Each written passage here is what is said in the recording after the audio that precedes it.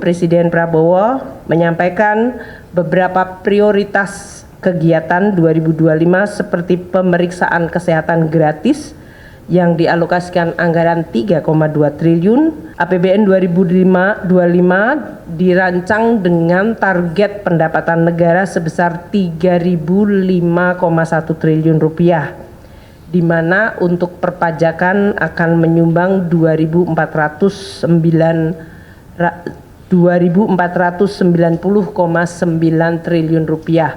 Itu untuk pendapatan perpajakan. Pendapatan negara bukan pajak akan mencapai 513,6 triliun rupiah dan hibah 0,6 triliun rupiah. Dari sisi belanja negara, belanja pemerintah pusat akan mencapai 2.000. Total belanja negara adalah 3.621,3 triliun rupiah, di mana belanja pemerintah pusat mencapai 2.701,4 triliun dan transfer ke daerah 919,9 triliun rupiah. Defisit APBN 2025 dirancang pada tingkat 616,2 triliun rupiah atau 2,53% dari GDP. Belanja pemerintah pusat akan mendukung prioritas pembangunan seperti yang disampaikan oleh Presiden, yaitu melakukan swasembada pangan, swasembada energi, pelaksanaan program makan siang gratis, pendidikan dan kesehatan, serta pelaksanaan perlindungan sosial yang makin tepat sasaran.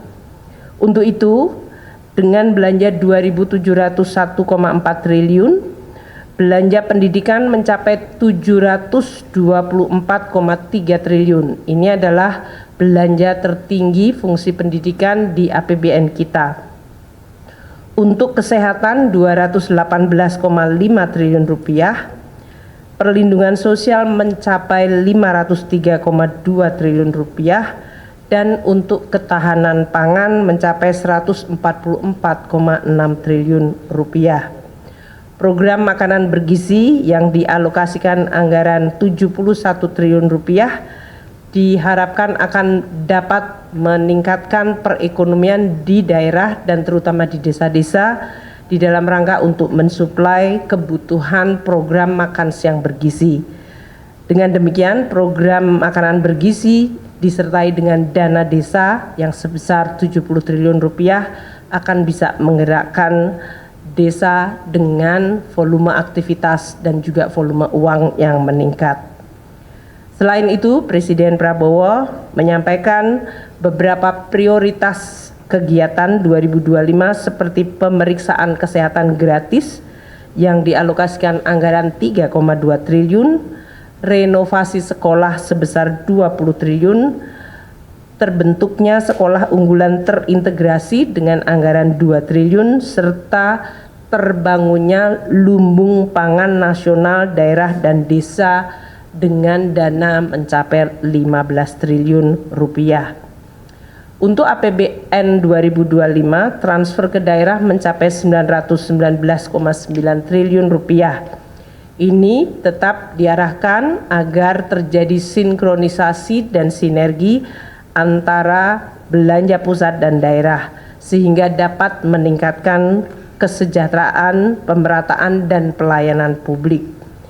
Di dalam Undang-Undang APBN 2025 juga telah dimasukkan berbagai undang-undang seperti undang-undang untuk hubungan keuangan pusat dan daerah, di mana daerah akan meningkat dari sisi local taxing power-nya dan juga bisa melakukan pembiayaan yang lebih inovatif.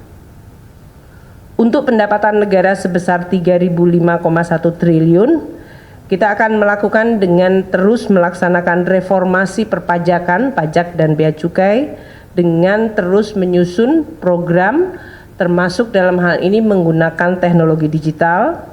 Bapak Presiden terus menyampaikan agar kebocoran penerimaan negara terutama dari tindakan-tindakan ilegal akan terus menjadi pusat perhatian, dan juga dari sisi intensifikasi dan ekstensifikasi dari perpajakan. Kita juga mengikuti bahwa di dalam suasana global terjadi persaingan global taxation yang harus kita waspadai, sehingga kita juga harus terus menjaga agar basis perpajakan Indonesia tidak mengalami erosi dari praktek-praktek perpajakan global yang memfasilitasi terjadinya tax evasion dan tax avoidance. Untuk program Cortex dengan pemanfaatan teknologi digital dan juga program CESA di Bea Cukai akan terus disempurnakan. Juga akan dilakukan joint program serta penegakan hukum seperti yang tadi telah disampaikan oleh Bapak Presiden. APBN 2025 dirancang dengan defisit 616,2 triliun rupiah atau 2,53% dari PDB. Dalam kondisi global yang terus dinamis, pembiayaan defisit akan dilakukan secara hati-hati dengan terus meningkatkan kredibilitas, sustainabilitas, dan kesehatan APBN sehingga biaya dari defisit dapat terus ditekan. Kami juga akan terus menggunakan pembiayaan termasuk di dalamnya dalam rangka penguatan dari Sovereign Wealth Fund dan peranan dari BUMN. Mungkin itu yang kami sampaikan. Hal lain yang mungkin baru pada penyerahan DIPA tahun ini adalah DIPA atau daftar isian pelaksanaan anggaran dilakukan secara elektronik sehingga tidak ada lagi penyerahan buku. Pak Menko juga mendapatkan semuanya dalam bentuk elektronik yang bisa dipindai dari alat elektronik masing-masing yang kemudian masing-masing kementerian lembaga telah mendapatkan berbagai data yang sifatnya detail dari anggarannya. Mungkin Pak Menko mau menyampaikan dari sisi contohnya. Tadi saya dapatnya dari DIPA-nya Kementerian Luar Negeri karena DIPA-nya saya baru saja di sini kali. Karena tadi Pak Menlu nggak bisa buka jadi saya bukakan. Ini kira-kira kayak gini bentuknya. Yaitu ada jumlah alokasi anggaran per kementerian lembaga untuk berapa program, berapa kegiatan, dan juga dari satuan unit eselon 1-nya. Demikian yang bisa saya sampaikan. Terima kasih. Assalamualaikum warahmatullahi wabarakatuh.